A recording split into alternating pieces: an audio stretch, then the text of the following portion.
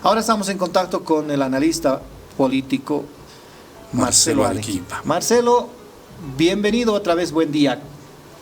Rubén, buenos días, ¿cómo están? Gracias. ¿Cómo amaneciste? ¿Qué implica esta noticia que ahora es de abundante comentario en las redes sociales y en la opinión pública nacional? La detención del exministro Arturo Murillo. Mira, nuestra política es, y sobre todo en los últimos años, está fuertemente cargada por lo simbólico, ¿no? Y no hay duda que el señor Arturo Murillo representó o representa, en todo caso, en tiempo presente, un símbolo de una clase política dentro del bloque de oposición que tenemos en el país, ¿no? Entonces, de ahí que por eso es tremendamente importante todo lo que está ocurriendo alrededor del señor Murillo, ¿no? Porque, como decía, él representa efectivamente un símbolo de toda una clase política, de toda una generación de la clase política en este país. Y es muy curioso que, como representa ese símbolo, pues todos los que están ahí muy cerca de él, pues se han intentado hacer a un lado, ¿no? Lejos de intentar un poco generar, digamos, una suerte de un debate distinto, pues están intentando, perdón, hacerse a un lado, porque saben además y son conscientes de la carga, digamos, en términos políticos, de costo político que representa el señor Murillo.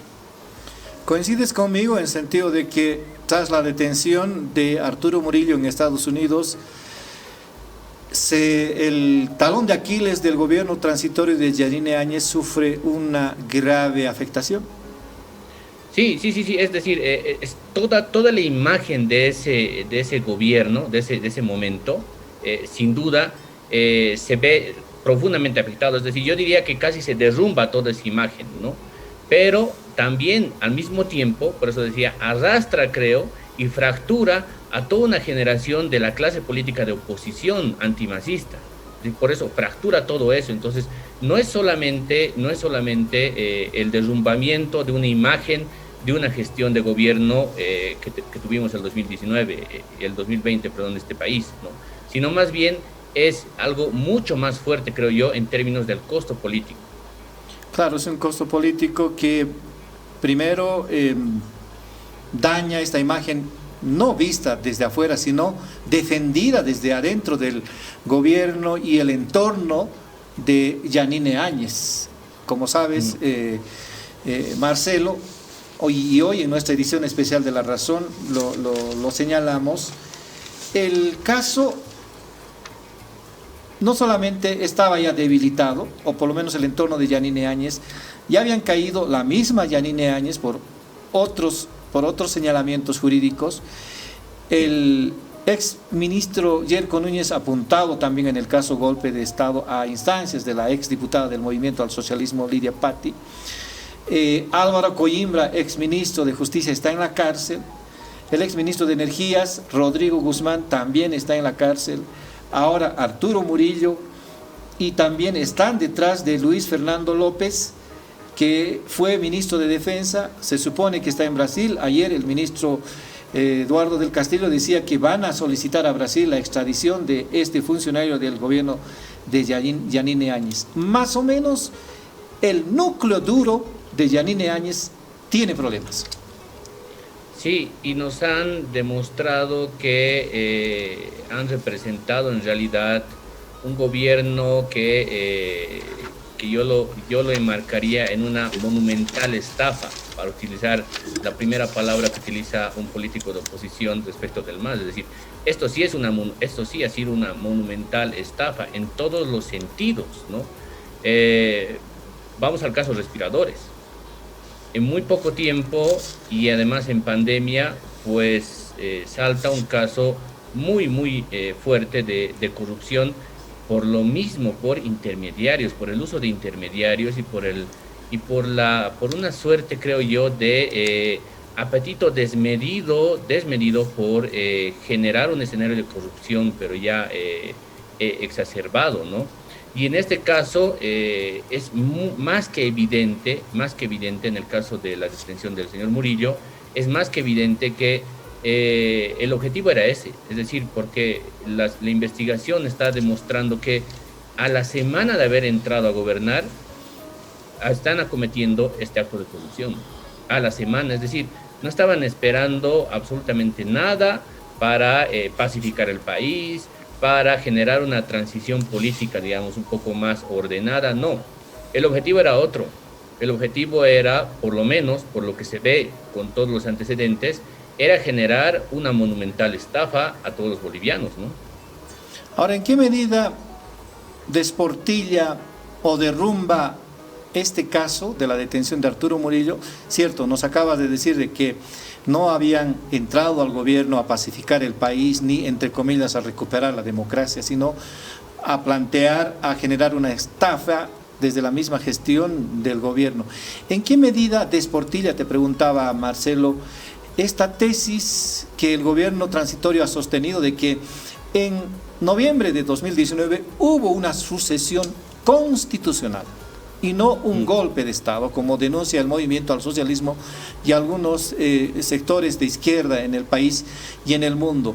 Y también, ¿en qué medida desportilla la tesis del fraude electoral? Mira, lo que está, creo, quedando cada vez más claro en este caso es que lo que hubo por parte de estos actores políticos del antimacismo fue una suerte de un cálculo frívolo en la política, cálculo frívolo para utilizar, digamos, utilizarla para beneficiarse con sus propios intereses, ¿no? Uno no puede alejar, digamos, la lectura, en este caso, de todos esos actores que han estado presentes en ese momento. Es decir, no es solamente la señora Áñez, no es solamente el señor Murillo, es decir, aquí hay que poner las cosas un poco en ese contexto en el que ese gobierno era una coalición política del señor Doria Medina, del señor Camacho, del señor Tuto, incluso yo diría que sostenida, no integrada, perdón, sino sostenida por el mismo Carlos Mesa. Entonces es una coalición, y en esa coalición lo que a mí me queda muy claro es que lo que ha primado es un cálculo frívolo de intereses, que ese cálculo frívolo, de intereses ha develado en el tiempo dos casos fuertes de corrupción, el primero que todos conocemos como el de los respiradores y el segundo de los gases lacrimógenos, y que además todo ese cálculo frívolo se ha cerrado, por eso esta monumental estafa se cierra con ese intento de ir a la candidatura presidencial por parte de la señora Áñez, ¿no? Todo eso se cierra. Es decir, por eso decía, el objetivo principal no era pacificar el país, no era necesariamente generar una transición, digamos, más o menos ordenada. El objetivo principal aquí era intentar servirse lo más rápidamente posible e intentar, digamos, cumplir con las expectativas que ellos tenían en términos de intereses meramente personales. En este análisis que haces, Marcelo, respecto de que el caso Murillo daña incluso la credibilidad de este bloque de oposición y sus mentores, Carlos Mesa, Samuel Doria Medina, Jorge Quiroga, Luis Fernando Camacho y otros, porque, cierto, en su momento respaldaron al gobierno transitorio y algunos incluso se han sacado fotografías con el ministro, ahora en difícil situación, con el exministro Arturo Murillo, los deja mal parados también. Porque sí, lo único que están haciendo ahora es, discúlpame Marcelo, lo único que están haciendo ahora es protestar, sentirse decepcionados, como Tuto Quiroga ha dicho que fueron un fraude para nosotros, esa pandilla tiene que volver al país a rendir cuentas. Luis Fernando Camacho ha dicho que tiene que extraditar. El exministro de la presidencia, Jerjes Justiniano, precisamente siendo cuadro político de Luis Fernando Camacho, también ha pedido que este grupo de implicados en Estados Unidos vuelva al país, exigió al gobierno de que lo extraditen. Están ahora, como en otras ocasiones, no hay todos somos Arturo Murillo, como en algún momento parecían señalar. Ahora piden su cabeza y piden su extradición. Sí, por eso toda la imagen de ese gobierno de la señora Áñez se derrumba por completo, y como decía, se desportilla todo el bloque de oposición política antimacista, ¿no? ahí, claro, todas las acciones que están empezando, o las reacciones en todo caso que están generando esos políticos, es ciertamente, eh, ahora de repente encuentran que había existido los matices, cuando en realidad hasta antes del 2019 todo el sello y todo el enmarque era, todo lo que significa corrupción, narcotráfico, delincuencia, terrorismo, era atribuible al movimiento socialismo. Todo eso era el masismo. Y hoy día no, hoy día más bien de repente se encuentran con que hay matices en la política, ¿no? Y que luego, por tanto, no todos son tan malos como más o menos ellos decían, digamos, en el 2019, el 2018, ¿no? Claro, y eso los está, creo, a ellos mismos replegando una posición que es esta, en algún punto, diría, en términos políticos, vergonzosa, porque refleja que de alguna forma esa alianza, esa cercanía que han tenido en algún momento ha sido tan frágil y es tan frágil que se puede partir en cualquier momento. Es decir, no es una alianza, no es una coalición en función de los intereses nacionales del país, no es para nada eso, sino más bien es por eso una alianza y una coalición, una unión muy, muy, muy específica en la medida en la que si eso satisface intereses personales de ellos mismos, ¿no? Entonces, me imagino, por ejemplo, cuando le pasó esto al movimiento al socialismo, algo más o menos similar con el escándalo de Santos Ramírez, ¿no? En el MAS no salieron a defenderlo a Santos Ramírez necesariamente, sino que pidieron un proceso, digamos, justo, un proceso judicial. Tampoco se desmarcaron. Yo no he visto, digamos, diputados y senadores del MAS que se desmarcaran del MAS y empezaran a echarle lodo del todo, digamos, a Santos Ramírez, a reserva de que estaba, digamos, ya en un proceso judicial. No. Por eso estas diferencias entre qué significa, digamos, cohesión interna en términos políticos y qué significa más bien una cohesión en torno a intereses, es bien interesante de observar alrededor de lo que está pasando ahora con el señor Murillo. Marco. Marcelo, buen día. Marco Ibáñez te saluda. Conforme a los antecedentes del caso Arturo Murillo, tu análisis, tu experiencia, ¿qué corresponde en el país que se lleve adelante? ¿Qué acciones? Marco, buenos días. Mira, seguramente en términos legales y en términos de la diplomacia exterior, pues se tendrán que activar algunos canales que tengan que ver con los canales diplomáticos, quiero decir, que no suelen ser los canales públicos abiertos necesariamente, pero sino tienen que ser, digamos, una suerte de gestiones por debajo, por decir una palabra, por debajo en términos diplomáticos, ¿no? Que tenga que ver con lograr la extradición del señor Murillo en el mediano o en el largo plazo, ¿no? Una vez que vamos a suponer que él tenga, digamos, una sentencia, algunos periódicos han dicho 20 años, pero luego de eso, igual que cualquier persona que comete un delito en Estados Unidos luego es expulsada de su país, pues de ese país, perdón, luego tiene que retornar a su propio país y cumplir las penas que le corresponden, ¿no? Entonces, creería yo que el Servicio Exterior Boliviano está activando un poco ese trayecto, ¿no? Para lograr que el señor Murillo venga y rinda cuentas a Bolivia sobre ya los hechos de Sacaba y Sencata y quizá algunas otras cosas más. Entonces, veo más bien un poco ese panorama, ¿no? Perfecto. Claro, se va a decantar todos los procesos posibles contra Arturo Murillo a partir de este juicio que va a enfrentar en Estados Unidos por un caso que ni siquiera en Bolivia se sospechaba. Si bien, digamos, Arturo Murillo y Luis Fernando López eran investigados por la compra irregular con presunto sobreprecio de $2,3 millones de gases lacrimógenos y material antidisturbio, no se pensaba que en Estados Unidos estos dos mismos ministros, bueno, más Arturo Murillo y otros empresarios y personas del entorno de Murillo estuvieran siendo investigados por otro caso, muy paralelo pero muy vinculado, ¿cierto?, por el fondo de la situación, por ingreso de dinero irregular, por transferencias irregulares, además por soborno y presunto lavado de dinero. Sí, y yo creo que ni ellos mismos, es decir, los que están hoy día detenidos, ni ellos mismos imaginaban que pudieran estar dentro de esa investigación, ¿no?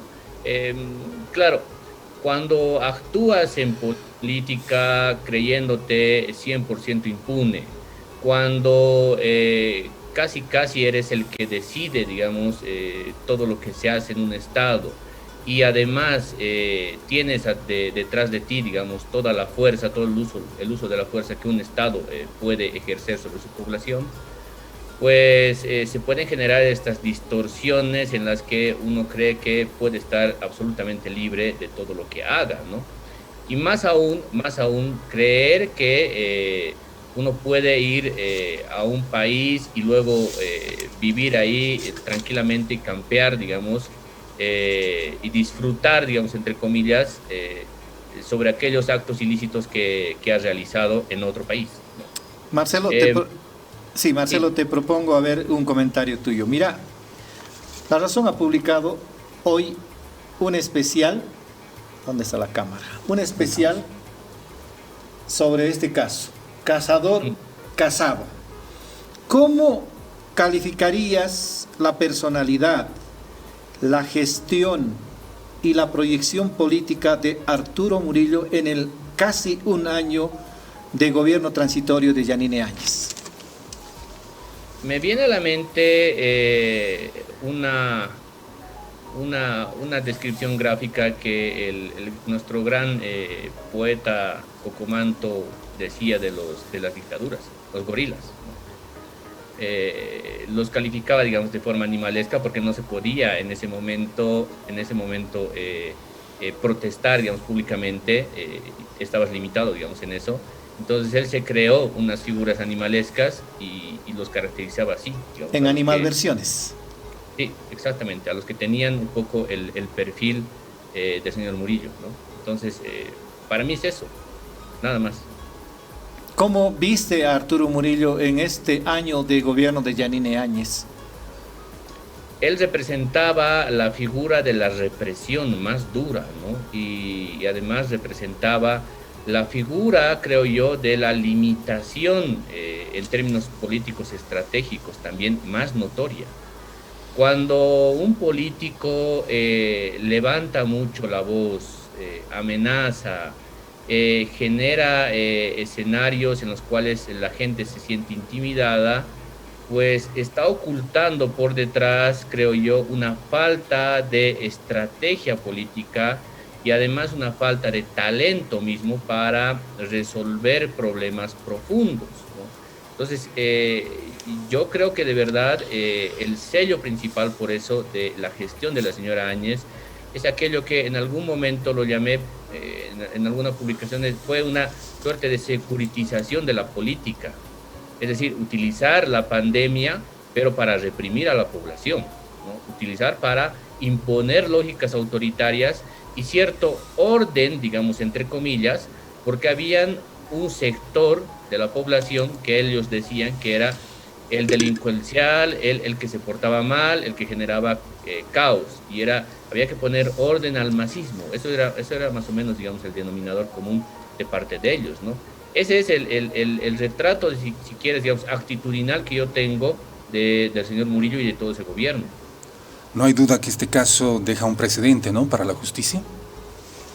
Sí, Marco, yo creo que deja un precedente sumamente importante y deja una lección también al mismo tiempo histórica, creo, una lección histórica relevante. Tengo la impresión de que en adelante, igual que había un Arce Gómez, va a terminar teniendo su mismo lugar en ese encuadre, digamos, no de forma similar al 100%, pero en ese encuadre va a terminar teniendo ese lugar el señor Murillo. Perfecto. Marcelo, te agradecemos siempre la gentileza de hablar con La Razón Radio. Este análisis siempre es importante para aclarar un poco, desde la vista del análisis político, los hechos que suceden, digamos, en el ámbito político. Gracias, Marcelo, te abrazamos, por favor. Rubén, un abrazo igual, Marco, también un abrazo, gracias. Gracias, Marcelo. Era Marcelo Arequipa, analista político y muy amigo de La Razón